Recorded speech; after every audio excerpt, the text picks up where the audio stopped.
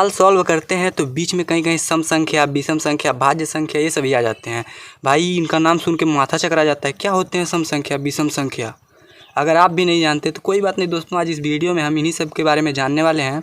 तो एंड तक वीडियो को देखिएगा ज़रूर, एकदम अच्छे तरह से हम लोग इसको एक्सप्लेन करेंगे, इनके बारे में जान लेंगे। तो चलिए बिना देरी के वीडियो को स्टार्ट करते हैं। दोस्तों संख्याएं दो प्रकार की होती हैं, एक होता है वास्तविक संख्या, एक होता है काल्पनिक संख्या। कोई भी संख्या होगी, ठीक है। अब देखिए वास्तविक संख्या की परिभाषा यही है कि जिन संख्याओं को हम परिभाषित कर सकते हैं उन्हें वास्तविक संख्या कहते हैं। यानी कि अगर कोई नंबर लिखा गया है, ठीक है, और उसे परिभाषित किया जा सकता है तो उसे वास्तविक संख्या कहते हैं। जैसे प्राकृतिक संख्या, पूर्ण संख्या, सम संख्या, विषम संख्या, भाज्य संख्या, अभाज्य संख्या, इन सभी को परिभाषित किया जा सकता है तो इन्हें वास्तविक संख्या कहते हैं। वहीं काल्पनिक संख्या क्या होती है? जिन संख्याओं को हम परिभाषित नहीं कर सकते हैं उन्हें काल्पनिक संख्या कहते हैं। देखिए जैसे करड़ी में माइनस यानी की जगह प्राकृतिक संख्या, इसके बारे में हम पढ़ेंगे आगे भी। तो माइनस करके कोई संख्या लिखा रहता है तो उसका मान हम नहीं निकाल सकते हैं, उसे परिभाषित नहीं कर सकते हैं, वहीं का वैसे वैसे छोड़ देते हैं तो उसे काल्पनिक संख्या कहते हैं, ठीक है। तो इस तरह, या देखिए कोई संख्या है उसका बटे 0 हो तो वह भी काल्पनिक संख्या होता है। तो इस तरह की संख्याएं जो काल्पनिक संख्या होती हैं। अब देखिए वास्तविक संख्याओं में बहुत सारी संख्याएं आती हैं, प्राकृतिक संख्या, पूर्ण संख्या, सम संख्या, विषम संख्या। इन सभी को हम बारी बारी से पढ़ने वाले हैं। तो चलिए सबसे पहले पढ़ते हैं कि प्राकृतिक संख्या क्या होती है, ठीक है।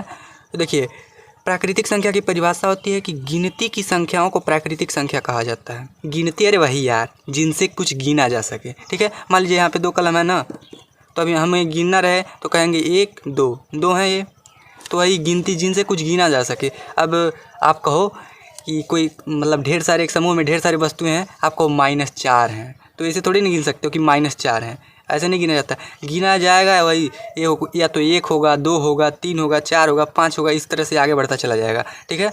तो ऐसी संख्याएं जिनसे गिनती की जा सकती है, जिनसे किसी वस्तुओं को गिना जा सकता है, उसे प्राकृतिक संख्या कहते हैं। देखिए यह 1 से शुरू होता है और आगे बढ़ाते चले जाते हैं, ठीक है। सबसे छोटी प्राकृतिक संख्या 1 होती है और सबसे बड़ी प्राकृतिक संख्या तो अनंत होती है, ठीक है। तो प्राकृतिक समझ लिए। इसके बाद आते हैं अगले पे, पूर्ण संख्या क्या होती है। देखिए पूर्ण संख्या की परिभाषा होती है कि जब प्राकृतिक संख्याओं में शून्य को सम्मिलित करने पर जो संख्या संग्रह प्राप्त होता है उसी को पूर्ण संख्या कहते हैं। जैसे प्राकृतिक संख्या थी गिनती की संख्या सारी, यानी कि 1 से शुरू हो रहा था, 1 2 3 4 5 6 7 8 से आगे बढ़ता चला जा रहा था। तो इन सभी संख्याओं में अगर हम 0 भी लगा दें, यानी कि 0 1 2 3 4 5 6 7 8 9 10 इसी तरह से आगे बढ़ाते चले जाएं जहाँ तक मर्जी करे, ठीक है। तो इन सभी संख्याओं को पूर्ण संख्या, यानी कि 0 से शुरू होकर आगे अनंत तक बढ़ाते चले जाएं। तो देखिए सबसे छोटी पूर्ण संख्या 0 है, सबसे बड़ी पूर्ण संख्या अनंत हो गई। अब अगला आता है सम संख्या। चलिए इसके बारे में भी बात करते हैं। सम संख्या की परिभाषा होती है कि वे सभी प्राकृतिक संख्याएं जो 2 से पूर्णतः विभाजित हो जाएं सम संख्या कहलाती है। यानी कि जो 2 से, जिसमें 2 से भाग चला जाए, 2 से जो कट जाए वही सब सम संख्या हैं। जैसे 2 4 6 8 10 12 14 16 18 20 22 24 इस तरह से अनंत तक बढ़ाते चले जाएंगे, ठीक है। तो सबसे छोटी सम संख्या 2 है, सबसे बड़ी सम संख्या अनंत है, ठीक है। अब देखिए पहचान क्या होता है सम संख्या का। सबसे पहले देखेंगे इकाई क्या होता है। मान लीजिए कोई संख्या इस तरह से लिखी गई है तो इकाई यही होता है, सबसे किनारे वाला, ठीक है। तो इकाई के स्थान पे अगर 0 2 4 6 8 आता है तब तो सिंपल तुरंत बता दीजिए कि सम संख्या है, इसमें कोई झामताम है ही नहीं, ठीक है। इकाई के स्थान पे 0 2 4 6 8 आए, सम संख्या है बस। तो इसका परिभाषा देख लीजिए आप लोग। सबसे छोटी सम संख्या 2, सबसे बड़ी सम संख्या अनंत। तो चलिए अब आगे बढ़ते हैं। विषम संख्या, वे सभी संख्याएं जो 2 से पूर्णतः विभाजित नहीं होती हैं उन्हें विषम संख्या कहते हैं। जैसे देखिए अगर 1 में 2 से भाग देंगे तो 1/2 आ जाएगा, 3 में 2 से भाग देंगे 3/2 आ जाएगा, यानी कि पूरा भाग नहीं जा रहा है, ठीक है। तो इन सारी संख्याओं को विषम संख्या कहते हैं। अब देखिए सबसे छोटी विषम संख्या 1 होती है, सबसे बड़ी विषम संख्या अनंत होती है। अब जैसे सम संख्या की पहचान आसानी से कर लेते थे वैसे इनका भी पहचान आसानी से हो जाता है कि इकाई के स्थान पे 1 3 5 7 9 इनमें से कोई आए। जैसे मान लीजिए 135 है ना, इकाई के स्थान पे सबसे पहले देखे 3 आ गया, यानी कि विषम संख्या है। तुरंत डायरेक्ट बताइए, इकाई के स्थान पे 1 3 5 7 9 आ जाए तुरंत विषम संख्या। अब अगला आता है भाज्य संख्या। भाज्य संख्या की परिभाषा होती है कि वे सभी संख्याएं जो एक और स्वयं के अतिरिक्त किसी अन्य संख्या से भी पूर्णतः विभाजित हो जाते हैं। देखिए जैसे 4 है ना, एक और स्वयं को छोड़ करके, यानी कि एक से तो सभी संख्याएं विभाजित हो जाती हैं, क्योंकि किसी भी संख्या में 1 से भाग दिया जाता है तो वही संख्या मिलती है। जैसे 2 में 1 से भाग दिया जाए तो 2 करने तो 2 मिल गया, 2 मिल जाएगा। देखिए अब देखिए 4 यहाँ पे है ना, एक और स्वयं, यानी एक और स्वयं 4 को छोड़ करके दूसरे से अगर किसी से विभाजित हो जाता है पूर्णतः, तब तो ये भाज्य संख्या है। देखिए 4 जो है 1 से विभाजित हो जा रहा है, 2 से भी विभाजित हो जाएगा क्योंकि 2 दूनी 4 होता है, फिर 4 से हो रहा है, तो 1 और 4 को छोड़ करके अन्य किसी दूसरे संख्या से हो जा रहा है, इसलिए यह भाज्य संख्या है। उसी तरह से 6 भी है। देखिए 1 से भी हो जाएगा, 2 से भी हो जाएगा, 3 से भी हो जाएगा, 6 से हो भी करेगा। फिर उसी तरह से 8 है, 9 है, 10 है, 12 है। तो इस तरह के सभी संख्याएं, जो भी संख्या आपको मिल जाए, मान लीजिए, ठीक है, अगर वो एक और स्वयं को छोड़कर किसी भी दूसरे संख्या से विभाजित हो जा रही है, तब तो वो भाज्य संख्या है। ठीक है, उम्मीद करता हूँ अब आप लोगों को समझ में आ गया होगा भाज्य संख्या किसे कहते हैं। सबसे छोटी भाज्य संख्या है 4, सबसे बड़ी भाज्य संख्या अनंत हो सकती है। ठीक है, अब आगे बढ़ते हैं। अभाज्य संख्याएं, देखिए भाज्य का बिल्कुल उल्टा है। इसमें एक और स्वयं के अतिरिक्त अन्य किसी संख्या से पूर्णतः विभाजित न हो। बस यही है कि वे संख्याएं जो एक और स्वयं के अतिरिक्त किसी अन्य संख्या से पूर्णतः विभाजित न हो, अभाज्य संख्याएं कहलाती हैं। जैसे देखिए 2 है, 1 और 2 के अतिरिक्त, 2 तो स्वयं ही है। देखिए 1 और 2 के अतिरिक्त या किसी अन्य संख्या से विभाजित नहीं होगी। उसी तरह से 3 भी 1 और 3 के अतिरिक्त दूसरे से विभाजित नहीं होगी। 5 भी 1 और 5 के अतिरिक्त किसी दूसरे से विभाजित नहीं होगी। तो इस तरह की संख्याएं जो एक और स्वयं के अतिरिक्त किसी अन्य संख्या से पूर्णतः विभाजित न हो, अभाज्य संख्याएं कहलाती हैं।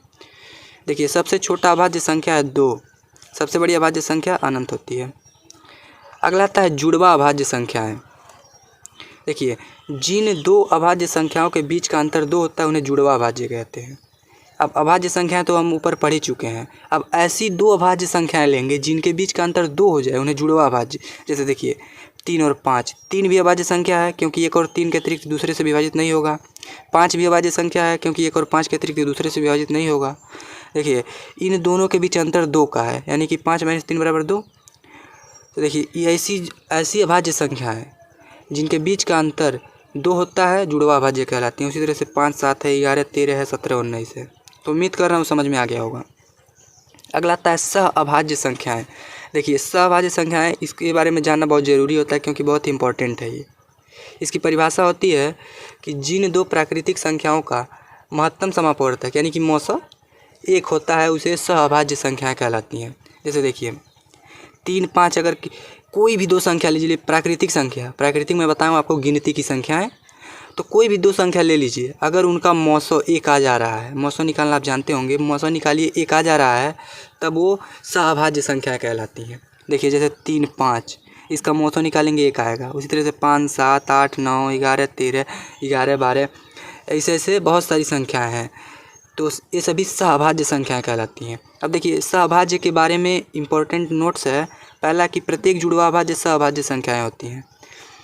प्रत्येक जो ऊपर जुड़वा अभाज्य हम लोग पढ़े हैं ना, तो जितनी भी जुड़वा अभाज्य संख्याएं होती हैं सभी सहअभाज्य होंगी। लेकिन हाँ, प्रत्येक सहअभाज्य संख्याएं जुड़वा अभाज्य नहीं हो सकती हैं।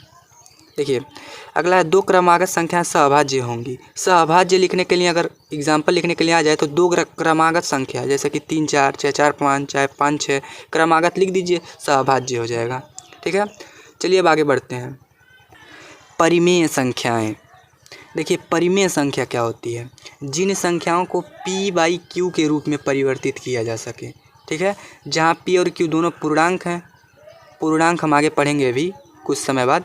तो देखिए जिन संख्याओं को p/q के रूप में परिवर्तित किया जा सकता है, जहाँ p और q दोनों पूर्णांक होने चाहिए तथा q का मान जो है वो 0 नहीं होना चाहिए। क्योंकि मैं काल्पनिक संख्या में आपको बताया हूँ कि मान लीजिए अगर कोई संख्या बटे 0 है, n/0, n जहाँ प्राकृतिक संख्या, अब मान लीजिए कोई भी संख्या n की जगह लिख दे रहे हैं, उसी में 0 से भाग देंगे तो इसको परिभाषित नहीं कर सकते हैं हम। ठीक है, तो 0 नहीं होना चाहिए यहाँ q का मान। तो परिभाषा देखिए, जिन संख्याओं को p/q के रूप में परिवर्तित किया जा सकता है, जहाँ p और q दोनों पूर्णांक हैं तथा q = 0 है, परिमेय संख्याएं कहलाती हैं।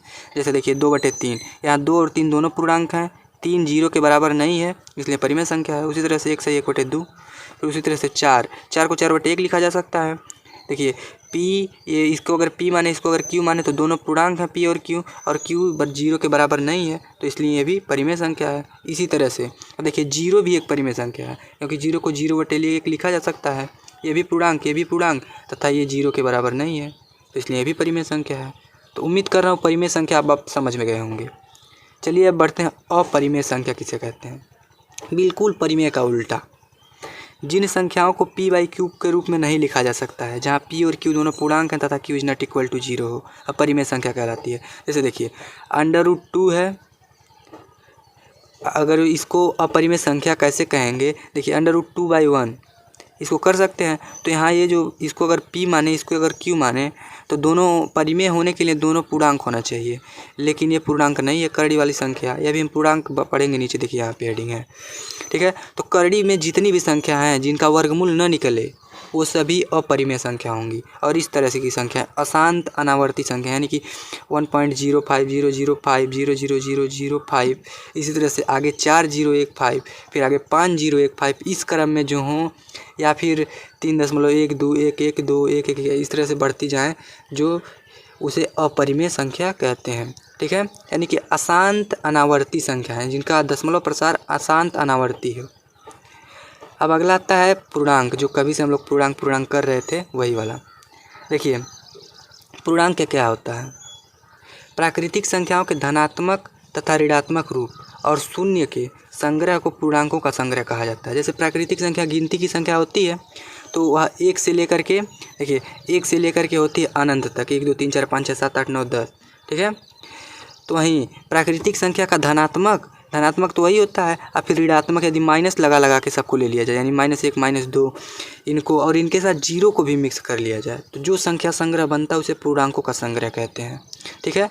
या इसको एक तरह से और परिभाषित कर सकते हैं कि अगर हम पूर्ण संख्याओं को एक दर्पण के सामने रखें, जहाँ जो मतलब दर्पण रखा गया है उसको 0 पर ही रखा जाए, तो इसके पहले पॉजिटिव वाली सभी संख्या होंगी, तो इसके अंदर यदि हम देखें तो एक प्रतिबिंब बनेगा।